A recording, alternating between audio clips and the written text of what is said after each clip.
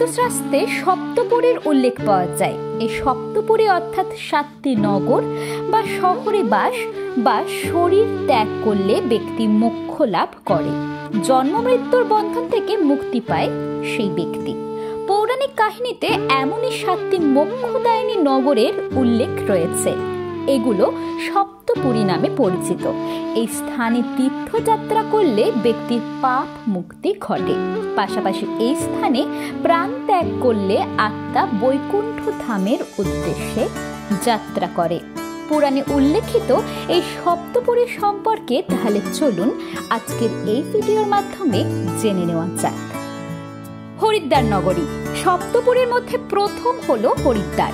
হরি এবং দ্বার এই দুটি শব্দের মেলবন্ধনে হরিদ্বার নামের উৎপত্তি। এখানে হরি শব্দের অর্থ বিষ্ণু, আবার হর শব্দটিকে শিবের সঙ্গে সম্পর্কযুক্ত করে দেখা হয়। গঙ্গা তীরে অবস্থিত এই শহর সবচেয়ে পবিত্র শহরের মধ্যে অন্যতম। পৌরাণিক ব্যাখ্যায় এই স্থানকে মায়াপুরী নামে অভিহিত করা হয়েছে।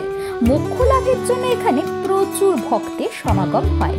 আপনি যখন হরিদ্বার শহরে প্রবেশ করবেন তখন মন্দিরের ঘণ্টাধ্বনি এবং পুরোহিতদের ধর্মীয় মন্ত্রধ্বনিতে আপনাকে স্বাগত জানানো হবে। হিন্দু পুরাণ অনুসারে হরিদ্বার সেই সময় থেকে রয়েছে যখন ব্রহ্মা বিশ্ব সৃষ্টি করেছিলেন। দেবতা এবং অসুররা অমৃতের পাত্রের জন্য সমুদ্র মন্থন করেছিলেন এবং গুরুর যখন পাত্রটি নিয়ে যাচ্ছিল তখন কয়েক ফোঁটা এই স্থানে পড়েছিল। এটি চিরন্তন মোক্ষের জায়গা। শহরটি বিষ্ণু এবং শিবের ভক্তদের কাছে অনেক গুরুত্বপূর্ণ, তবে এটি শক্তিপীঠ হিসেবেও সমান গুরুত্বপূর্ণ, কারণ মায়া দেবী মন্দিরটি সেই স্থানে অবস্থিত যেখানে দেবী সতীর নাভি পড়েছিল। রাম জন্মভূমি অযোধ্যা। রামের জন্মভূমি অযোধ্যাও সপ্তপুরীর মধ্যে অন্যতম। বিষ্ণুর সপ্তম অবতার এবং দশরথের জ্যেষ্ঠ পুত্র রাম অযোধ্যায় জন্মগ্রহণ করেন। ত্রেতা যুগ থেকে কলিযুগ পর্যন্ত অযোধ্যার গুরুত্ব ও মর্যাদা সমান। অথর্ব বেদে একে ঈশ্বরের নগরী বলা হয়েছে। এই পবিত্র নগরীর পাশে সরায়ু নদী প্রবাহিত। এই নদীতে জল সমাধি নিয়েছিলেন রাম এবং বৈকুণ্ঠ পথে প্রস্থান করেছিলেন। মথুরা। মথুরা পবিত্রতার প্রতীক। পুরাণে এই শহরের উল্লেখ রয়েছে। পুরাণ অনুযায়ী মথুরায় যে ব্যক্তি শুদ্ধ রূপে অবস্থান করে তারা মনুষ্য রূপে সাক্ষাৎ দেবতা। কৃষ্ণের জন্মস্থান এই শহর। পুরাণ অনুযায়ী রামের ছোট ভাই শত্রুঘ্ন মথুরা নগরের সন্ধান করেছিলেন। শ্রাদ্ধ কর্মের জন্য এই শহরের বিশেষ স্থান রয়েছে। পূর্বপুরুষদের মুক্তির জন্য এখানে ভক্তের সমাগম হয়। বারাণসী বা কাশী। গঙ্গার তীরে অবস্থিত বারাণসী বা কাশী গঙ্গার আশীর্বাদে পুণ্যস্থলে পরিণত হয়েছে এই শহর। গঙ্গা ছাড়াও এখানে বরুণা ও অসি নদী অবস্থিত। বরুণা এবং অসি নদীর সঙ্গমে এই শহরের নামকরণ হয়েছে বারাণসী। ঋগ্বেদে কাশীর বর্ণনা পাওয়া যায়। এখানে কাশীকে শিবের নগরী বলা হয়েছে। এই শহর শিবের অত্যন্ত প্রিয়। কাঞ্জিপুরম বা কাঞ্চি। কাঞ্জিপুরমকে দক্ষিণের কাশী বলা হয়। পৌরাণিক কাহিনী অনুযায়ী ব্রহ্মা কাঞ্চির রচনা করেন।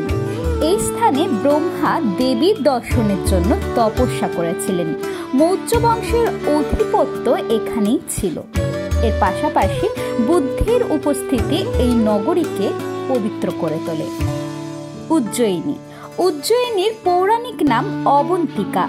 অবন্তী নামক রাজার এই স্থানে নামকরণ হয়েছে। প্রাচীনকালে বিক্রমাদিত্যের রাজধানী ছিল উজ্জয়িনী। এটি আবার কালিদাসেরও নগরী। 12 বছরে একবার সিংহস্থ কুম্ভ মেলার আয়োজন হয় এখানে। শিবের দ্বাদশ জ্যোতির্লিঙ্গের মধ্যে অন্যতম মহাকাল জ্যোতির্লিঙ্গ এখানেই অবস্থিত। দ্বারকা। কৃষ্ণের নগরী দ্বারকা সপ্তপুরীর মধ্যে অন্যতম। স্বয়ং কৃষ্ণ এই শহরের পত্তন করেছিল। কুশস্থলী এর প্রাচীন নাম। এক পৌরাণিক কাহিনী অনুযায়ী রাজা রৈবতকে সমুদ্রে কুশ বিছিয়ে যজ্ঞ করার কারণে এই নগরের নাম ছিল কুশস্থলী। হরিবংশ পুরাণে দ্বারকা নগরীর বর্ণনা পাওয়া যায়। বিষ্ণু পুরাণে দ্বারকা নগরী স্থাপনের কথা বলা হয়েছে। আর এক পৌরাণিক কাহিনী অনুযায়ী নিজের স্ত্রী রুক্মিণীর তৃষ্ণা মেটাতে নিজের বৃদ্ধ আঙুল দিয়ে এখানে গঙ্গা নদী প্রকট করেছিলেন কৃষ্ণ। তাহলে কেমন লাগলো আজকের এই ভিডিওটি ভালো লেগে থাকলে লাইক, কমেন্ট, শেয়ার। আর আপনি যদি আমার চ্যানেলে নতুন হয়ে থাকেন তাহলে চ্যানেলটিকে সাবস্ক্রাইব করে পাশে থাকা বেল আইকনটি প্রেস করতে একদম ভুলবেন না, এমন সব ভিডিও সবার আগে শোনার জন্য। শোনা হচ্ছে পরের ভিডিও।